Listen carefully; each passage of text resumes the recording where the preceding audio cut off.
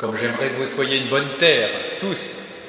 Ce serait formidable si la parole de Dieu pouvait dans chacun de nos cœurs être accueillie pleinement et puis se développer, manifester toute sa puissance. Moi, c'est mon désir depuis des années, j'espère que c'est le vôtre, parce qu'on voit bien que nos propres forces sont parfois limitées. Nous voyons que notre avenir a beaucoup d'inconnus, mais en fait, ce n'est pas tellement gênant, parce qu'il ne nous appartient pas. Notre avenir est à Dieu. Alors l'enjeu, c'est que dans ces JMJ, on puisse travailler la terre que nous sommes, que nous devenions une bonne terre et que la parole de Dieu prenne toute sa mesure dans notre vie. Quel est l'enjeu ? L'enjeu est de taille parce que Dieu est lumière et Dieu est amour. Dieu est lumière, il n'y a pas de ténèbres en lui. Sa parole est vérité, sa loi est vérité. Vous savez, la vérité, c'est pas ce qu'on décide. On ne met pas la main sur la vérité. La vérité, on la cherche. La vérité, on l'accueille. Ça veut dire qu'on se fait petit, on se fait humble. Les plus grands savants, il me semble, savent se reconnaître petits devant leur science. Sinon, c'est qu'ils n'ont pas encore compris la profondeur de leur science. Ils ne sont pas encore des grands savants. Le grand savant a compris qu'il était petit. La vérité se reçoit. Dieu se reçoit. Il est notre lumière. Alors, on peut être tenté de la décider nous-mêmes.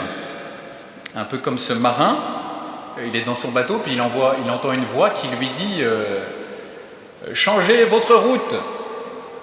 Alors lui, il s'en fout, il continue sa route tout droit. Et puis à nouveau, la voix « Changez votre route, nous sommes prioritaires !»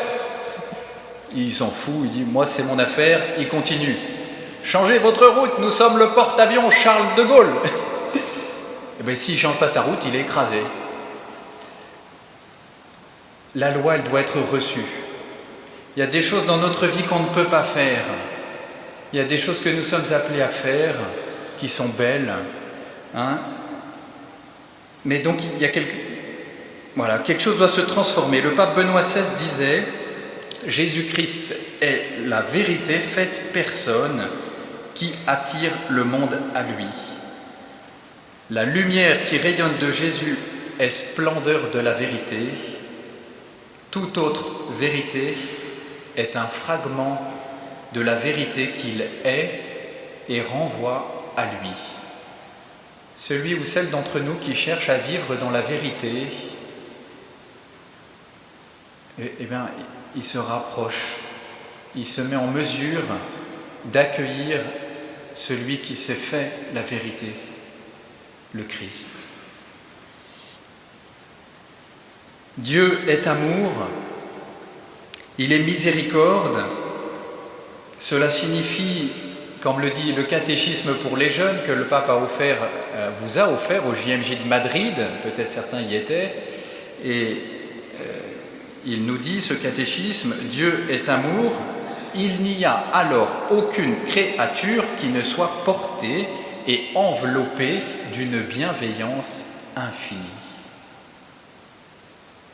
Ça veut dire que malgré la limite de l'amour des hommes qui m'entourent, même la limite de l'amour de mes parents pour moi, la conscience, l'expérience que l'amour que Dieu a pour moi, la parole se déploie quand je prends conscience de cela.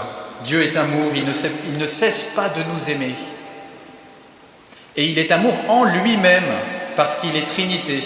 Ce qui fait que si nous ne l'aimons pas, lui ne va pas s'arrêter de nous aimer, parce qu'il est amour. Nous, on n'est pas l'amour. On a du mal à aimer quand les autres ne nous aiment pas. Et même, c'est pas possible. On ne peut pas aimer si nous ne sommes pas aimés. Mais Dieu nous aime.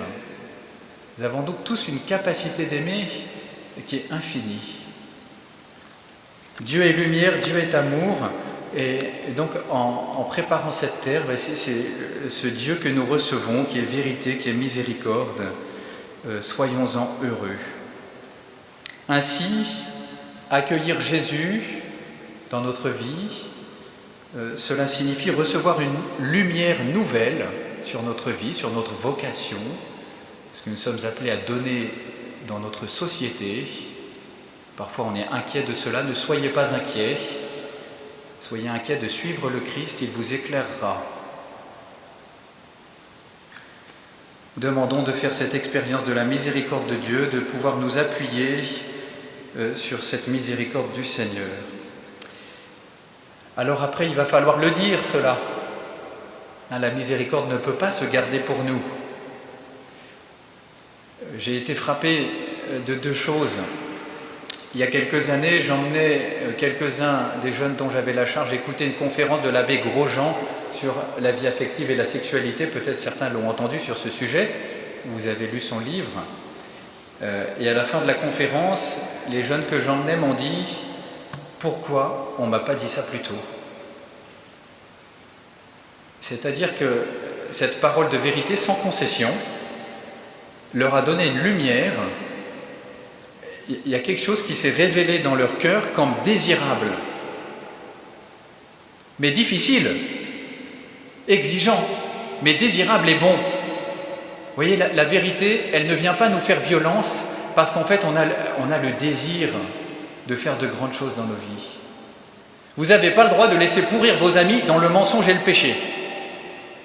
C'est pas possible entre chrétiens qu'on se laisse à se laisser pourrir par des trucs tordus. Ça nous fait mal. Alors il faut qu'il y en ait parmi nous qui aient le courage de la vérité, qui soient habités par l'amour, par la vérité, pour que l'ensemble, vous voyez, on grandisse. On est fait pour des grandes choses. Dire la miséricorde de Dieu, c'est pas seulement révéler ou rappeler qu'il y a des choses tordues dans la vie de notre voisin, ou même dans notre propre vie. On le fait dans la confession, c'est essentiel, il faut qu'on le vive, mais c'est aussi le bénir.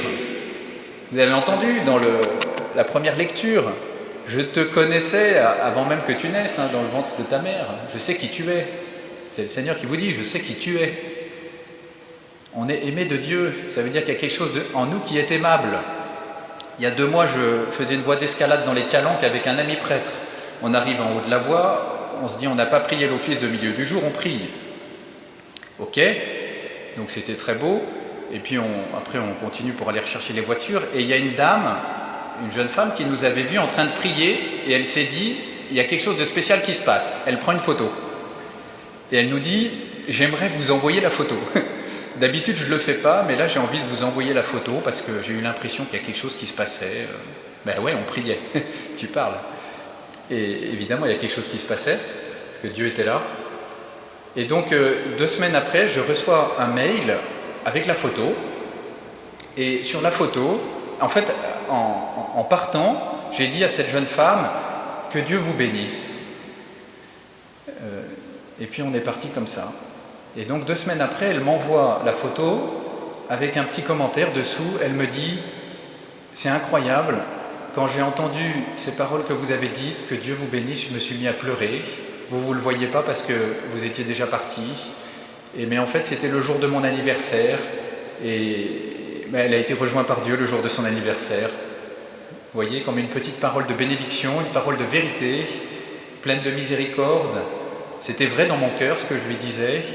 Et bien en fait, il y a quelque chose Dieu l'a touchée. Je ne sais pas où elle en est, j'espère qu'elle va poursuivre son chemin vers le Seigneur.